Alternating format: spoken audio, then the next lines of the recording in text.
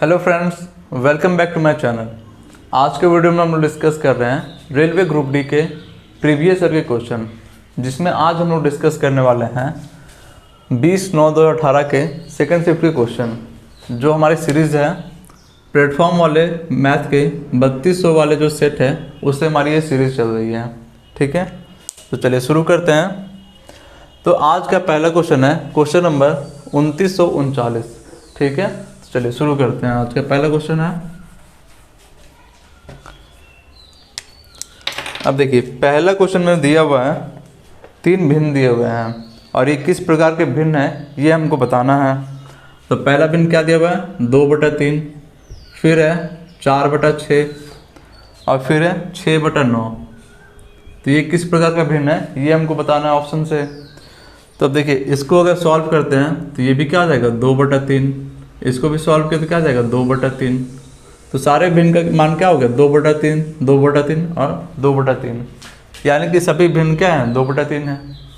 तो हमारा ऑप्शन में हो जाएगा सभी भिन्न है समतुल्य भिन्न हो जाएंगे।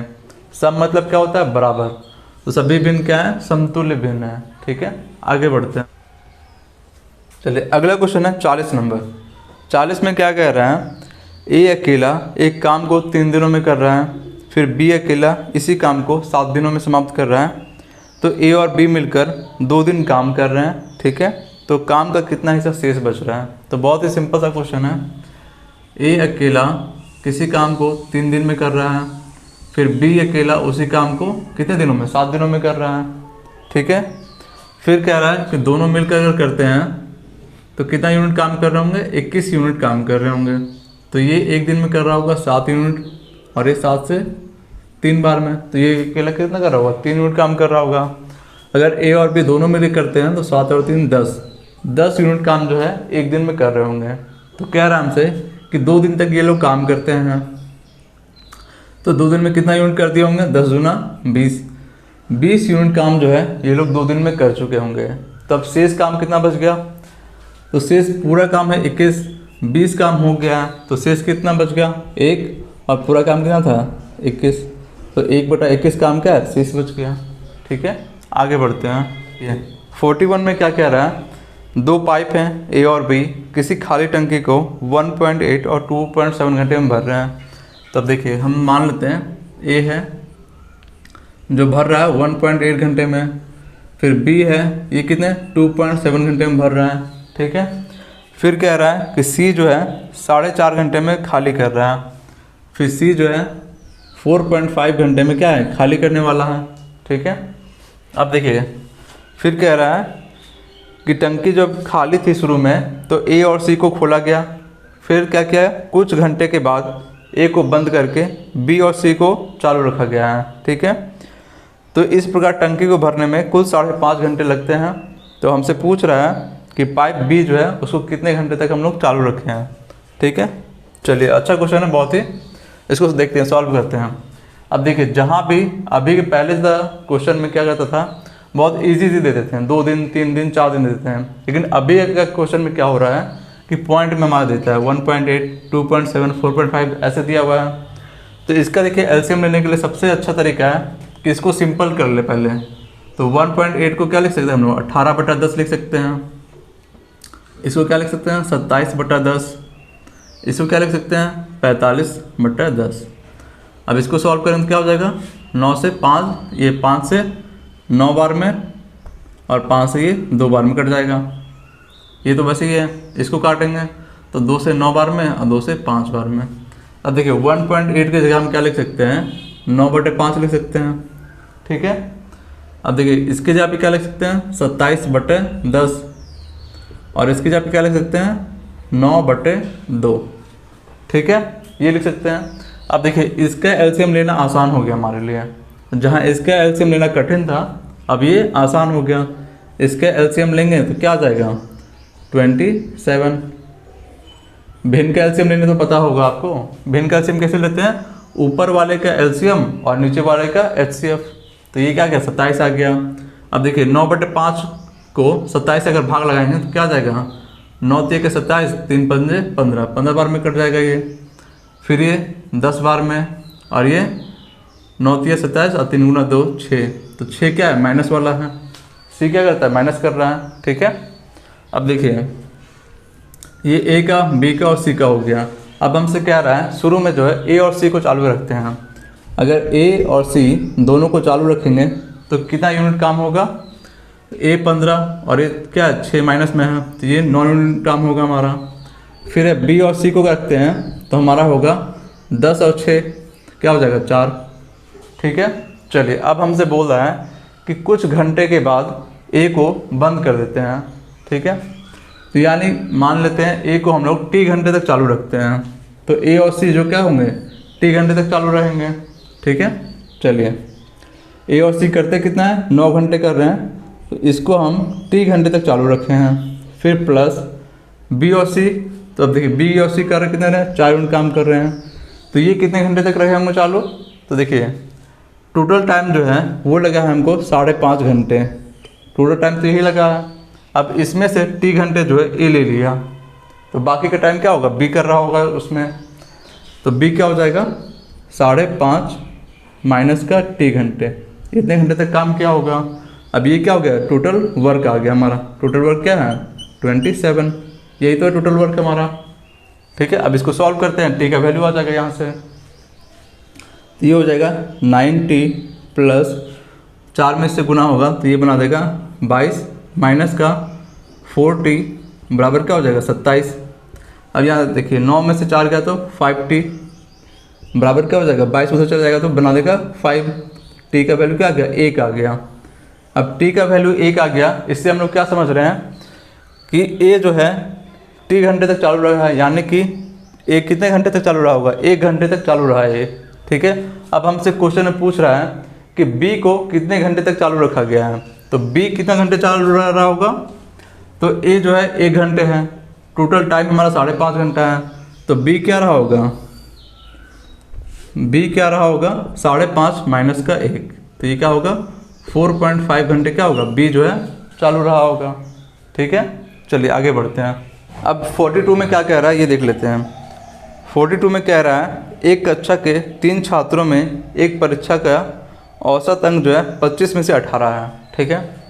देखिए 3 छात्र हैं, इनके औसत अंक 18 हैं, तो अगर इसका योग निकालेंगे तो 3 गुना 18 ये क्या हो जाएगा 54 हो जाएगा, ठीक है। अब हमसे कह रहा है कि 2 छात्र इसमें शामिल हो रहे हैं, 2 नए छात्र क्या हो रहे हैं शामिल हो रहे हैं, तो वह न्यूनतम अंक कितने हैं, वो न्यूनतम अंक हमको निकालना है जो एक नए छात्र द्वारा प्राप्त होगा और अन्य छात्र से 4 कम है। यानी कि अगर 2 छात्र मेरे x और y शामिल हो रहे हैं तो इन दोनों का अंतर क्या होगा 4 होगा। क्या कह रहा है 4, पहला जो है अन्य छात्र से 4 कम होगा, तो दोनों का अंतर क्या है 4 होगा, ठीक है। फिर हमसे कह रहा है 5 छात्रों का कुल औसत जो है अब कितना हो गया 20 पहुंच गया है। देखिए 3 छात्र का शुरू में हमको दिया हुआ था 18 है, तो योग इतना निकल गया। अब कह रहा है 5 छात्र का जो है वो औसत 20 हो गया है, तो इसका योग कितना आ जाएगा, 5 का योग आ जाएगा 100, 3 का योग 54 है। तो अगर हमसे पूछे कि 2 जो नए छात्र हैं उनका योग क्या होगा, तो x प्लस वाई ये क्या हो जाएगा, तो ये हो जाएगा 100 माइनस का 54, यही तो हो जाएगा। टोटल में से अगर तीनों का योग घटा देंगे तो 2 जो है हमारे वो निकल जाएंगे, तो ये कितना आ जाएगा 46। x प्लस वाई क्या आ गया 46 आ गया। अब देखिए x प्लस क्या आ गया y 46 आ गया। अब दोनों का अंतर कितना है 4 है, यानी कि x माइनस वाई हम लेते हैं तो ये क्या है 4 है। अब यहाँ से क्या करते हैं x का वैल्यू निकाल लेंगे, इसको ऐड करेंगे तो क्या हो जाएगा y कट जाएगा, तो ये आ गया 2x बराबर आ गया 50 और x क्या आ गया 25 आ गया, ठीक है। अब देखिए x का वैल्यू क्या आ गया 25 आ गया। अब हमसे पूछ रहा है कि वह न्यूनतम अंक ज्ञात करें जो एक व्यक्ति द्वारा, जो नए छात्र द्वारा प्राप्त किया जाएगा। तब देखिए x जो है 25 है और अगर x 25 है तो y क्या हो जाएगा, दोनों का जोड़ के कितना हो रहा था हमारा x प्लस वाई कितना आ रहा है 46 आ रहा है, तो y कितना हो रहा होगा हमारा 21। तो 21 क्या होगा न्यूनतम संख्या होगा जो नए छात्र द्वारा प्राप्त किया जा सकता है, ठीक है। तो 21 क्या हो गया हमारा आंसर हो गया। चलिए आगे देखते हैं 43 नंबर। अब देखिए 43 में कह रहा है, एक उपयोग की गई स्टीरियो को पुनः बिक्री पर कमर को 21% का लाभ प्राप्त हुआ है। ठीक है, उसने जो है 1500 में ख़रीदा था। अब देखिए बहुत ही सिंपल सा क्वेश्चन है, उसने जो है 1500 में ख़रीदा है और क्या कर रहा है, 21% लाभ पे बेच रहा है। 21% लाभ तो यही हो जाएगा। ठीक है, और बटे में क्या होता है, 100 हो जाएगा। अब इसका वैल्यू हम क्या करेंगे, निकाल लेंगे। तो ये क्या आ जाएगा, 2 जीरो से 2 जीरो कट गया। इसका वैल्यू क्या आ गया, 15 का 15 का 5, हाथ में 1, 15 दूनी 30 और 1 31 का 1, हाथ में 3, 15 और 3 18। ये क्या आ गया, विक्रय मूल्य आ गया, इतने में बेचा होगा। ठीक है, चलिए आगे देखते हैं अगला क्वेश्चन।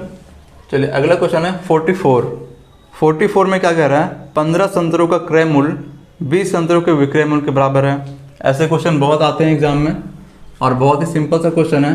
कह रहा है 15 संतरों का क्या है, क्रय मूल्य, 15 संतरों का सीपी जो है वो 20 संतरों के एसपी के बराबर है। तो बस कुछ नहीं है, सीपी और एसपी का रेशियो निकालेंगे तो सीपी बटा एसपी क्या हो जाएगा, 20/15। इसको काटेंगे क्या आ जाएगा, 4/3। यानी कि कॉस्ट प्राइस 4 है और सेलिंग प्राइस क्या है, 3 है। तो यानी कि 4 में हम खरीद रहे हैं और 3 में अगर बेच रहे हैं तो 1 का क्या हो रहा होगा, हानि हो रहा है। यहाँ पे 1 का हानि हो रहा है और हानि हमेशा क्या होता है, क्रय मूल्य पे होता है। तो क्रय मूल्य क्या है, 4 और प्रतिशत में करने के लिए 100 से गुना। तो ये कितना आ रहा होगा, 25%। ये क्या है, हानि। 25% क्या हो रही है, हानि हो रही है उसको। ठीक है, आगे देखते हैं अब देखिए क्वेश्चन नंबर है 45 में क्या कह रहा है, एक फिगर दिया हुआ है हमारा।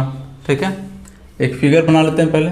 फिगर क्या दिया हुआ है, एक सर्कल बनाया हुआ है, फिर है एक जीवा है जिसको बढ़ाकर यहाँ किया गया है, फिर एक स्पर्श रेखा को क्या क्या है, इससे मिलाया गया है। ठीक है, अब देखिए सबका दिया हुआ है, ये कितना है, ए है, ये बी है, ये डी है और ये ई है। ये बिंदु क्या है, ई है।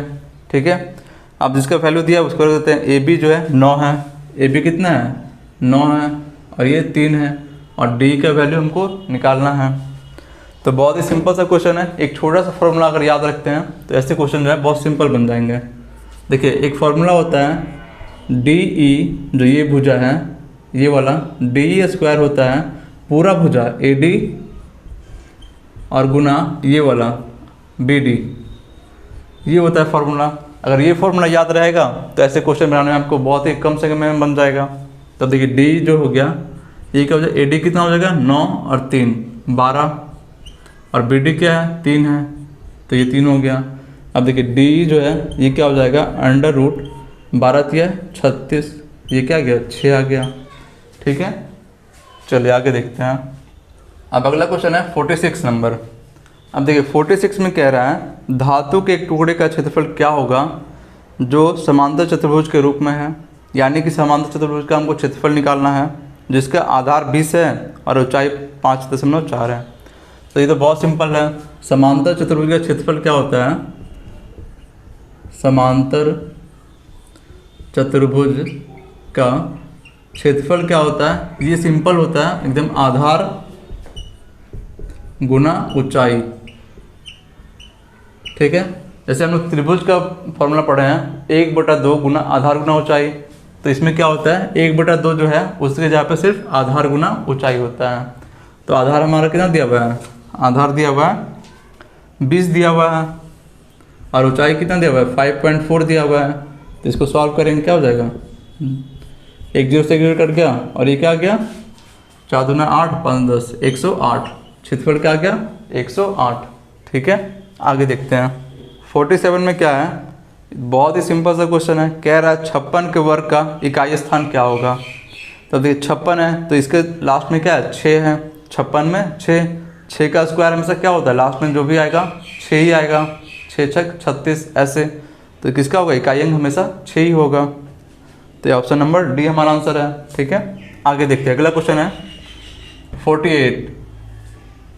अब देखिए 48 में क्या कह रहा है, बहुत ही अच्छा क्वेश्चन है, हाइट एंड डिस्टेंस का है। 18 मीटर ऊंचे एक मीनार है। पहले हम लोग ले लेते हैं, ये क्या है, एक मीनार है, इसकी ऊंचाई जो है 18 मीटर है। ठीक है, अब कह रहा है मीनार से एक बड़ी इमारत के शीर्ष का उन्नयन कोण 45 डिग्री है। अब यहाँ से एक और इमारत है, बड़ी इमारत है, ठीक है, इसका उन्नयन कोण क्या है, ये जो है 45 डिग्री है। इसका उन्नयन कोण क्या है, 45 डिग्री है, ठीक है। फिर कह रहा है हमसे कि उसी इमारत के तल का, ये जो इमारत है इसके तल का मतलब ये जो ज़मीन वाला भूमि है इससे तल का अवनमन कोण है 60 डिग्री है। तो देखिए तल का अवनमन कोण 60 डिग्री दिया हुआ है, तो ये क्या हो जाएगा हमारा अवनमन कोण 60 डिग्री है। अब देखिए ये 60 है तो एकांतर कोण से ये भी एंगल क्या हो जाएगा 60 डिग्री हो जाएगा, ठीक है। तो फिर हमसे पूछ रहा है कि इमारत की ऊंचाई हमको निकालना है। देखिए इसका ऊंचाई जो है मीनार का दिया हुआ है, इमारत का ऊंचाई ये क्या करना निकालना है हमको, ठीक है। तो अब देखिए tan 45 क्या होता है, 1 होता है, यानी कि 1 इसको लिख सकते हैं, ये क्या होगा 1 के रेशियो में आ जाएगा, तो 1 और ये भी क्या होगा लंब बटा आधार 1/1। tan 60 क्या होता है √3/1, तो इसको क्या लिख सकते हैं √3 और ये 1 हो रहा होगा, ठीक है। ये 1 है तो ये भी 1 है, ठीक है। चलिए अब देखते हैं, ये √3 है तो इधर भी क्या होगा √3 होगा, और ये पूरा हम निकालेंगे तो पूरा क्या हो जाएगा √3 + 1, यही तो है, ये 1 है और ये √3 है, तो पूरा क्या हो जाएगा √3 + 1 हो जाएगा, ठीक है। अब देखिए सिंपल है, देखिए ये क्या है √3 का तुलना किससे होगा 18 से होगा, और हमको ये निकालना किसका √3 + 1 का वैल्यू निकालना है, यानी कि √3 का तुलना जो है 18 का तुलना किससे होगा √3 से होगा, और हमको निकालना किसका है √3 + 1, इसका वैल्यू निकालना है हमको, ठीक है। तो देखिए इसको थोड़ा सा सिंपल करने के लिए √3 से क्या करते हैं परिमेयकरण, यानी कि ऊपर नीचे क्या करते हैं √3 से गुना कर देते हैं। तो ये देखिए बना देगा 18, तो ये रहेगा ही, फिर इसमें क्या होगा √3 से मल्टीप्लाई करते हैं तो ये बना देगा 3 और प्लस का √3 और बटे में क्या हो जाएगा √3 गुना √3, ये क्या बना देगा 3, और इसको हम 6 से काट सकते हैं तो ये क्या आ जाएगा 6 और 3 + √3, ये क्या हो गया आंसर हो गया, ठीक है। चलिए आगे देखते हैं अब 49। अब देखिए 49 में कह रहा है एक समचतुर्भुज की प्रत्येक भुजा की लंबाई दिया हुआ है, उसका एक विकर्ण भी दिया हुआ है, तो इसका क्षेत्रफल हमको निकालना है। अब देखिए पहले तो कोई समचतुर्भुज है तो वो हम लोग बना लेते हैं, एक समचतुर्भुज है, चलिए ये बना लिया हम लोग समचतुर्भुज है। अब इसका जो दिया हुआ है प्रत्येक भुजा की लंबाई क्या दिया हुआ है 5 दिया हुआ है, यानी कि प्रत्येक भुजा क्या है 5 है, तो सारी भुजा क्या है 5 हो जाएगा। अब देखिए ये विकर्ण हो गया इसका और ये एक विकर्ण हो गया, ठीक है। अब देखिए हमको दिया हुआ है एक विकर्ण का लंबाई 2.8 है, मान लेते हैं ये साइड वाला विकर्ण क्या है 2.8 है, तो समचतुर्भुज का विकर्ण जो है एक दूसरे को लंब समद्वि विभाजित करते हैं, यानी कि 90 डिग्री के एंगल पर, और एक दूसरे को बराबर भाग में विभाजित करते हैं, ठीक है। तो पूरा 2.8 है तो ये कितना होगा 1.4, फिर ये भी कितना हो जाएगा 1.4 हो जाएगा, ठीक है। अब देखिए समचतुर्भुज का फॉर्मूला होता है, समचतुर्भुज का क्षेत्रफल क्या होता है 1/2 इंटू d1 गुना d2 होता है, यानी कि पहला विकर्ण गुना दूसरा विकर्ण होता है, ठीक है। अब देखिए एक विकर्ण का वैल्यू तो हमको पता है 2.8 है, और दूसरा विकर्ण अगर हम निकालते हैं तो फिर क्षेत्रफल क्या होगा निकल जाएगा आराम से। तब देखिए यहाँ पे 90 डिग्री का एंगल बन रहा है, तो ये कर्ण है, ये बन गया लंब और ये आधार। तो आधार निकालने के लिए क्या करना होगा, कर्ण स्क्वायर में से लंब स्क्वायर अगर माइनस करेंगे तो आधार निकल जाएगा। तो अब देखिए इसको हम मान लेते हैं कितना x मान लेते हैं, ठीक है। तो अगर x निकालेंगे तो ये क्या हो जाएगा √5 का स्क्वायर और माइनस का 1.4 का स्क्वायर, ये हो जाएगा, ठीक है। अब इसको देख लेते हैं कितना हो जाएगा, √5 का स्क्वायर क्या होता है 25 और 1.4 का स्क्वायर क्या हो जाएगा 14 का स्क्वायर 196, तो 1.96 हो जाएगा। तो ये आ जाएगा √23.04 हो जाएगा। ठीक है। और ये किसका होता है, ये होता है 4.8 का स्क्वायर होता है, ठीक है। चलिए अब जो है 4.8 निकल गया, x का वैल्यू निकल गया, यानी कि अगर पूरा ये निकालेंगे तो ये x है तो ये भी क्या हो रहा है, x हो रहा होगा। तो दूसरा विकर्ण क्या हो जाएगा हमारा, जैसे पहला विकर्ण d1 का वैल्यू दिया हुआ है 2.8, तो d2 का वैल्यू क्या आ जाएगा 4.8 है, तो 4.8 गुना 2 करेंगे तो ये क्या आ जाएगा 4.8 गुना 2, ये क्या आ जाएगा 9.6 आ जाएगा। अब क्षेत्रफल यहाँ से क्या हो जाएगा, आराम से निकल जाएगा 1.2 गुना पहला विकर्ण क्या है 2.8, दूसरा विकर्ण क्या है 9.6, ठीक है। यहाँ से क्या आ जाएगा, क्षेत्रफल निकल जाएगा हमारा, ठीक है। चलिए ये आप निकाल लीजिएगा, सॉल्व कर लीजिएगा इसको। चलिए आगे देखते हैं। अब देखिए क्वेश्चन नंबर 50 में क्या है, दे रहा है कौन सा जोड़े जो है सह अभाज्य संख्या है। अब देखिए ये तो ऑप्शन में हमको पता चल रहा है कि अभाज्य संख्या कौन सा है, तो डी ऑप्शन में जो है 59 और 97 ये क्या है, अभाज्य संख्या का युग्म है। तो हमारे साथ अभाज्य संख्या का जोड़ा, अभाज्य संख्या का जोड़ा कौन सा है 59 और 97, ठीक है। आगे देखते हैं, अगला क्वेश्चन है 51। अब देखिए 51 में क्या दिया हुआ है, फिर से समचतुर्भुज का एक सेकंड 51 में दिया हुआ है एक सिंप्लीफिकेशन का क्वेश्चन दिया हुआ है, तो इसको देख लेते हैं। क्या है 2 माइनस का 3, फिर माइनस है 6 माइनस का 5 माइनस 4 और माइनस 3 और प्लस 10। बहुत ही सिंपल सा क्वेश्चन है, इसको सॉल्व करना है हमको, तो देख लेते हैं इसको एक बार। तो देखिए इसको सॉल्व करने के लिए पहले क्या करते हैं, ब्रैकेट वाले को सॉल्व करेंगे हम लोग। तो ये आ जाएगा 10 और 5 15, ऐड वाले को कर देते हैं, फिर 4 और 3 7। अब 15 में से 7 गया तो ये बना देगा 8। अब जैसे ये 8 बाहर निकलेगा तो माइनस से मल्टीप्लाई हो जाएगा, तो माइनस और 6 है 6, तो ये क्या बना देगा माइनस का 2 बना देगा। क्या बना देगा माइनस का 2। अब देखिए माइनस 2 बना दिया यहाँ पे, तो ये बाहर निकलेगा, जैसे माइनस 2 बाहर निकलेगा तो माइनस से मल्टीप्लाई हो जाएगा, तो ये क्या बना देगा माइनस माइनस प्लस, और फिर 3 है तो 3 और 2 क्या बना दिया 5 बना दिया, और 5 के जैसे ही बाहर निकलेगा तो माइनस है तो माइनस, फिर 2 है तो 2, ये क्या बना देगा माइनस का 3। ये क्या हो गया आंसर, ठीक है। आगे देखते हैं, अगला क्वेश्चन है देखिए 52 में कह रहा है एक वृत्त है चतुर्भुज PQRS की सभी भुजाओं को स्पर्श कर रहा है। चलिए हम लोग बना लेते हैं। एक वृत्त है, ठीक है, और ये एक चतुर्भुज है जिसकी क्या कर रहा है सभी भुजाओं को स्पर्श कर रहा है,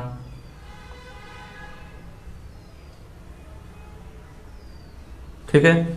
चलिए अब ये क्या दिया हुआ है PQRS दिया हुआ है, PQR और S दिया हुआ है, ठीक है। अब जो दिया हुआ है हमको PQ 2 है, QR 3 है, ये क्या 2 है 3 है और ये 4 है, और इसका वैल्यू क्या करना निकालना है, x मान लेते हैं इसको, ठीक है। चलिए अब इसको देख लेते हैं। अब देखिए हम लोग एक चीज़ जानते हैं कि किसी भी बाहरी बिंदु से अगर वृत्त पर जो है स्पर्श रेखा खींचते हैं, अगर 2 स्पर्श रेखा खींचते हैं तो दोनों का लंबाई क्या होता है आपस में बराबर होता है।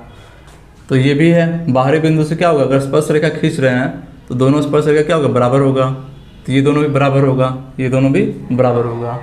और जब बराबर होता है तो इस केस में PQ प्लस SR बराबर किसके होगा QR और प्लस PS, ऊपर वाले PS इसके बराबर होता है, ठीक है।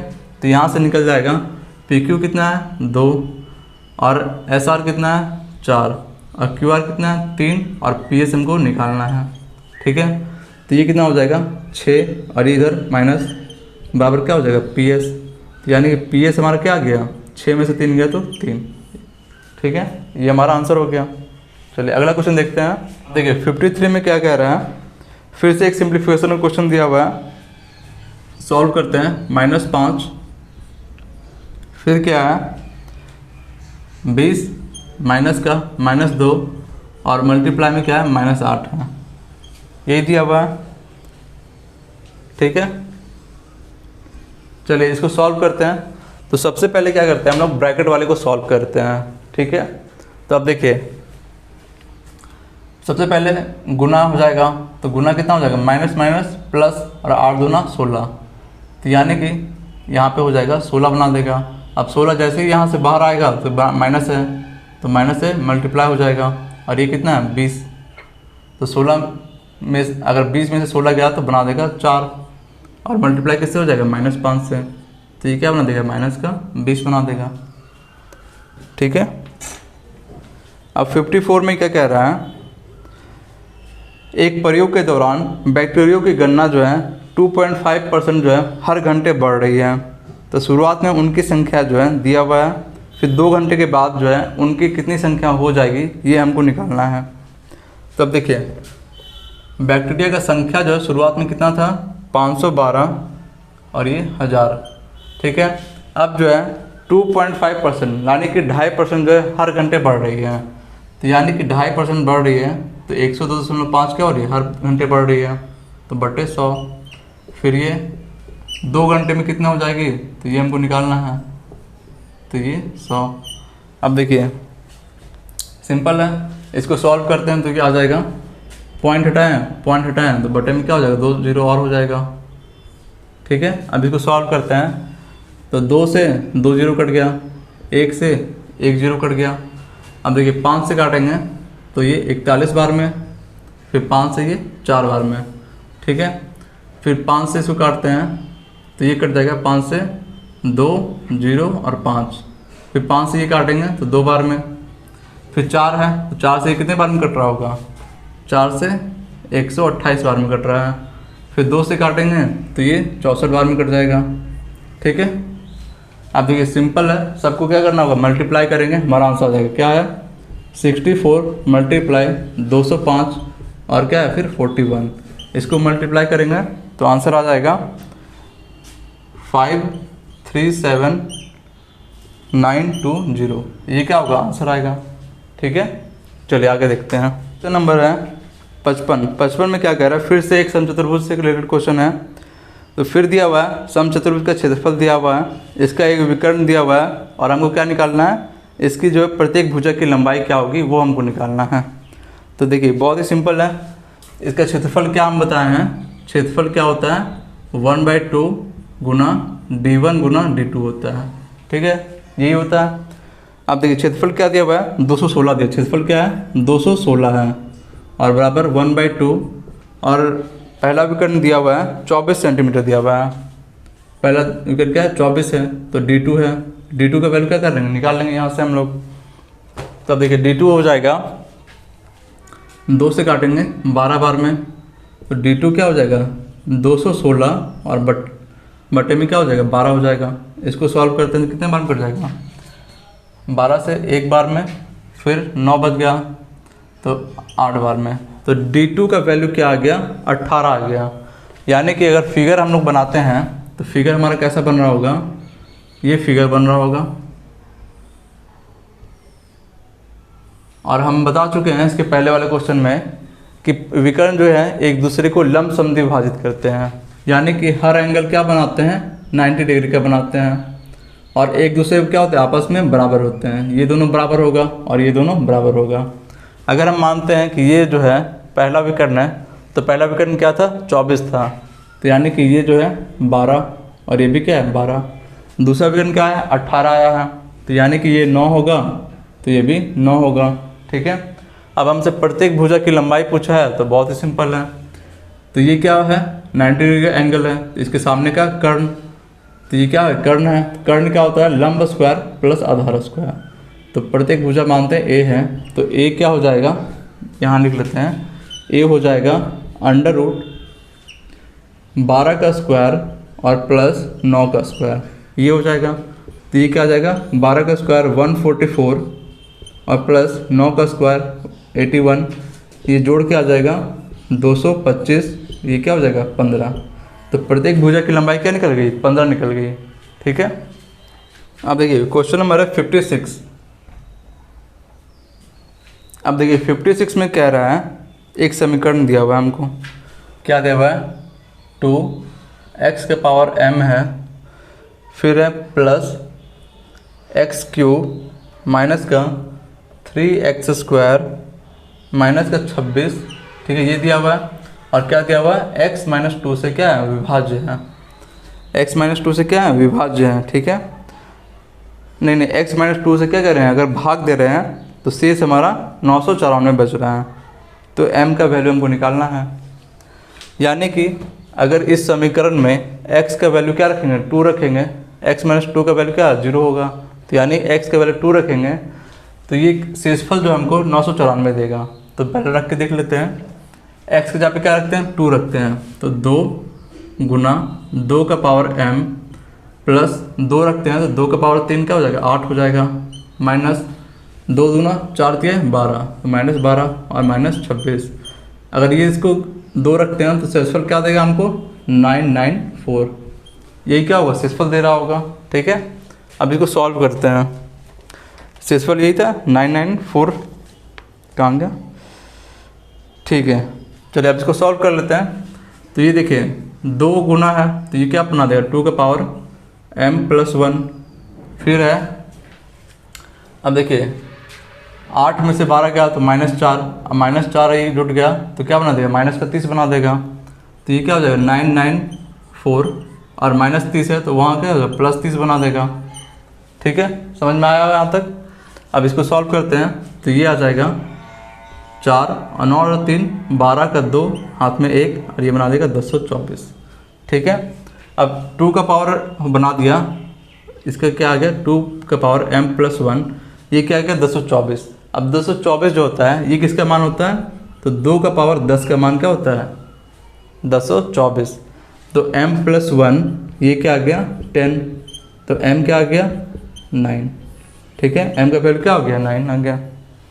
चलिए अगला क्वेश्चन देखते हैं। 57 में कह रहा है 60 का 20% जो है किसके 25% के बराबर होता है। तो बहुत ही सिंपल सा क्वेश्चन है।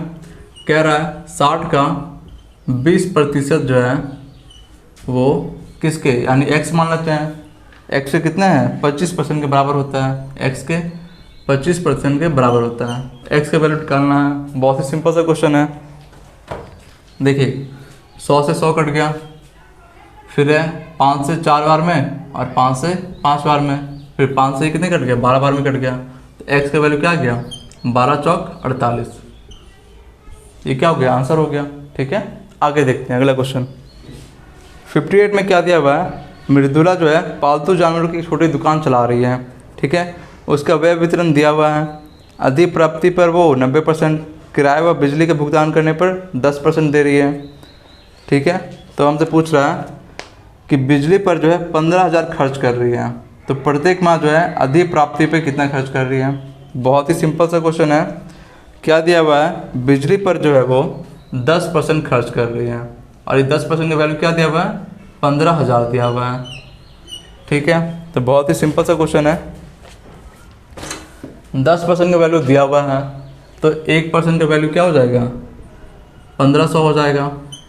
और उसी से 90% का वैल्यू हमसे पूछ रहा है तो 90% का वैल्यू क्या हो जाएगा, 1500 और गुना 90, ये हो जाएगा।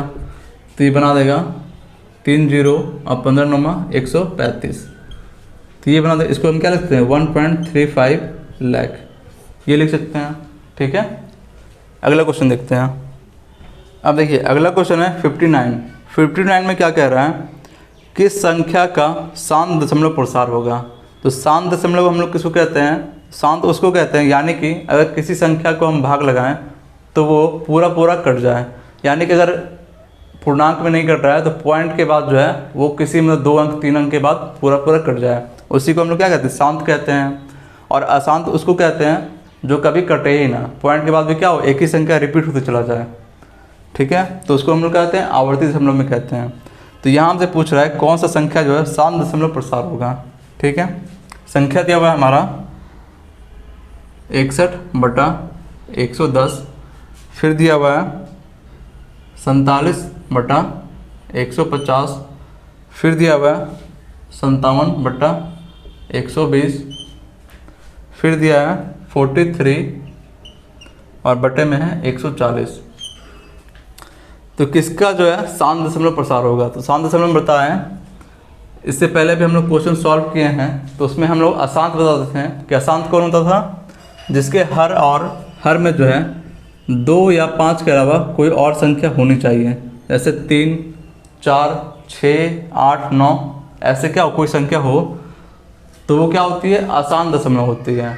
हमको शांत निकालना है, यानी कि हर में क्या हो, सिर्फ या तो 2 हो या 5 हो या 2 और 5 हो। ठीक है, तो अब देख लेते हैं किसके हर में जो है सिर्फ 2 या 5 ही आ रहा है। तो अब देखिए इसको सॉल्व करते हैं। तो ये हमारा बना देगा, इसके हर को सॉल्व करेंगे तो 2 गुना 5 और गुना क्या हो जाएगा 11 हो जाएगा। तो यानी हर में क्या है 2 या 5 के अलावा कोई और संख्या है, तो ये क्या होगा अशांत हो जाएगा। ठीक है, फिर हम इसको देख लेते हैं। तो इसको सॉल्व करेंगे तो ये भी वैसे ही है, 3 गुना 5 और फिर गुना 10 है।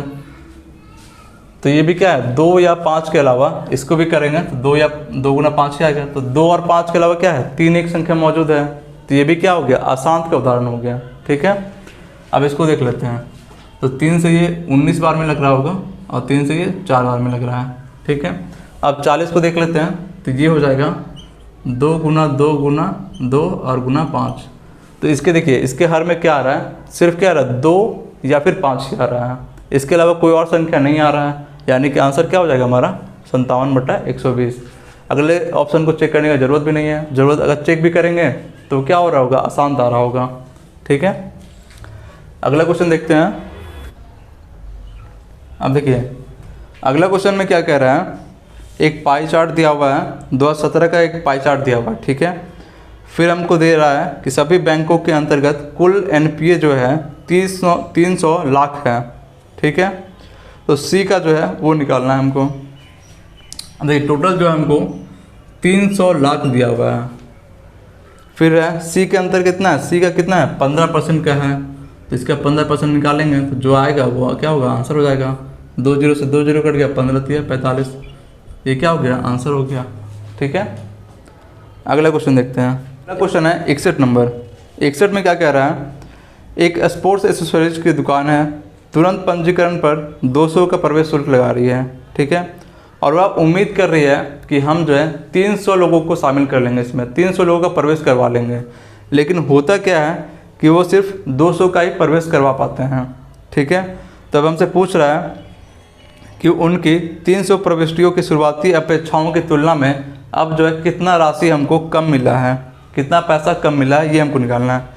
तो देखिए 300 का उम्मीद कर रहा था कि 300 जो है व्यक्ति आएंगे शामिल होने के लिए, लेकिन आते कि 300 शामिल होने के लिए आते हैं तो शुरू में अगर हर व्यक्ति से अगर 200 रुपये चार्ज कर रहा है तो शुरू में कितना ले रहा होगा, तो ये 60,000 रुपये उसका वो बन रहा होगा। ठीक है, लेकिन होता क्या है, इसके 300 की जगह 200 व्यक्ति ही आते हैं, और अगर हर व्यक्ति से क्या ले रहा है 200 ही ले रहा है, हर व्यक्ति से अगर 200 ही लेगा तो टोटल हमारा आ जाएगा 40,000 रुपये आएंगे। तो अब हमसे पूछ रहा है कि पहले की अपेक्षा जो थी 60,000, इसके तुलना में अभी जो है हमको कितना कम मिला है। तो कितना कम मिला है, तो ये इसको अगर माइनस करेंगे तो जो आ जाएगा वो कितना होगा, वो हमको कम मिल रहा होगा पैसा। ठीक है, आगे देखते हैं अगला क्वेश्चन। अब देखिए अगला क्वेश्चन है 62 में क्या कह रहा है, 3 लड़के और 3 लड़की मिलके एक कार को 6/5 घंटे में पूरा कर रही है। ठीक है, अब हमसे पूछ रहा है कि एक लड़का और एक लड़की मिलकर कितने घंटे में पूरा करेंगे। तो बहुत ही सिंपल सा क्वेश्चन है, कह रहा है 3 लड़के हैं प्लस 3 लड़कियां हैं, ये मिलकर किसी कार को 6/5 घंटे में पूरा कर रही है। तो हमसे पूछ रहा है कि एक लड़का और एक लड़की मिलकर उसी काम को कितने देर में पूरा करेगी। तो मान लेते हैं x टाइम में पूरा करेगी। ठीक है, अब यहाँ से x का वैल्यू निकाल लेंगे। अब देखिए यहाँ 3 क्या है, दोनों में कॉमन है, इसको कॉमन निकाल लेते हैं बाहर। तो ये हो जाएगा एक बॉय प्लस एक गर्ल गुना 6/5 बराबर क्या है 1 बॉय प्लस 1 गर्ल और गुना क्या है x है। इसको सॉल्व कर लेते हैं तो ये बना देगा x का वैल्यू क्या आ जाएगा 6 तिया का 18 और बटे में 5। ठीक है, चलिए अब अगला क्वेश्चन है क्वेश्चन नंबर 63 में क्या कह रहा है, एक आदमी जो है A से B तक जाता है, 40 की स्पीड से जा रहा है, फिर कह रहा है वापस उसी बिंदु पर यानी B से A पे 60 किलोमीटर पर आवर की गति से वापस आ रहा है, तो हमसे पूछ रहा है पूरी यात्रा के दौरान उसकी औसत गति निकालना है। अब देखिए औसत गति निकालने का एक सिंपल सा फॉर्मूला है, यदि दूरी क्या हो समान हो, तो दूरी क्या है ए से वो क्या करता है बी तक जाता है, फिर वही दूरी वापस वो तय कर रहा है, तो ऐसे में जो होता है औसत चाल ये होता है 2xy और बटे में x प्लस वाई। तो देखिए पहला चाल क्या दिया हुआ है 2 गुना, पहला चाल दिया हुआ है हमारा 40 दिया हुआ है, फिर दूसरा चाल है 60, फिर दोनों का योग क्या हो जाएगा 100 हो जाएगा, 2 जीरो से 2 जीरो कट गया, इसको मल्टीप्लाई कर देंगे आंसर हो जाएगा 4 दूना 8 और 8 से 48 किलोमीटर पर आवर। ये क्या हो जाएगा औसत चाल हो जाएगा। ठीक है, अगला क्वेश्चन देखते हैं। 64 में क्या कह रहा है, एक समीकरण दिया हुआ है और ये x square x cube minus 2 से विभाजित है। ठीक है, अब देख लेते हैं समीकरण क्या दिया हुआ है 4x के पावर 6 है, फिर माइनस 5x क्यूब, फिर माइनस 3, ये क्या है एक्स क्यूब माइनस 2 से विभाजित है। ठीक है, यानी कि एक्स क्यूब का वैल्यू क्या रखेंगे 2 रखेंगे, तो इसका क्या आएगा शेष पर 0 आएगा। अब देखिए इसको जो है हम लोग लिख सकते हैं 4 इंटू एक्स क्यूब का पावर 2 लिख सकते हैं इसको, कोई दिक्कत यहाँ तक। अब देखिए इसको फिर क्या है 5x क्यूब माइनस 3 और विभाज्य यानी शेष पर क्या होगा 0 आ रहा होगा। ठीक है, चलिए अब देखिए एक्स क्यूब का वैल्यू क्या रखते हैं, एक्स क्यूब का वैल्यू क्या रख रहे हैं 2 रख रहे हैं। ठीक है, एक सेकंड क्या क्वेश्चन में कह रहा था, तो शेष क्या बचता वो अरे यार शेष हमको निकालना है, शेष अभी जो है अभी हम लोग को पता नहीं है कि शेष क्या बच रहा है। ठीक है, अब यहाँ पे जो भी शेष यहाँ पे आ जाएगा वो भी क्या हो जाएगा हमारा शेषफल हो जाएगा। ठीक है, तो एक्स क्यूब की जगह क्या रखते हैं 2 रखते हैं, यहाँ देखिए 4 गुना 2 रखे तो 2 का पावर 2 4 हो जाएगा, फिर माइनस एक्स क्यूब जगह पे क्या है 2 है, तो माइनस क्या होगा 5 गुना 2 10, फिर माइनस का 3, तो ये बना देगा 16 माइनस का 10 और 3 13, तो ये क्या आ जाएगा 16 में से 13 गया तो 3, यानी कि 3 क्या हो रहा है हमारा शेषफल हो रहा होगा। ठीक है, चलिए अगला क्वेश्चन देखते हैं।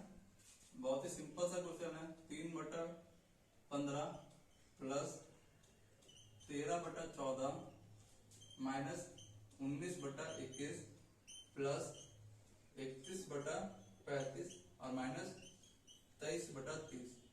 अभी तो बहुत सिंपल सा क्वेश्चन है, इसमें क्या करना होगा सब जो है हर है सब क्या करेंगे एलसीएम ले लेंगे, फिर ये तो एलसीएम निकालना हम लोग क्या करें बचपन से ही पढ़ते आ रहे हैं, तो इसको आप लोग अपने खुद से बना लीजिएगा। ठीक है, चलिए अब मिलते हैं नेक्स्ट वीडियो में। अगर ये वीडियो आपको अच्छी लग रही है तो इस चैनल को सब्सक्राइब कर लें। ठीक है।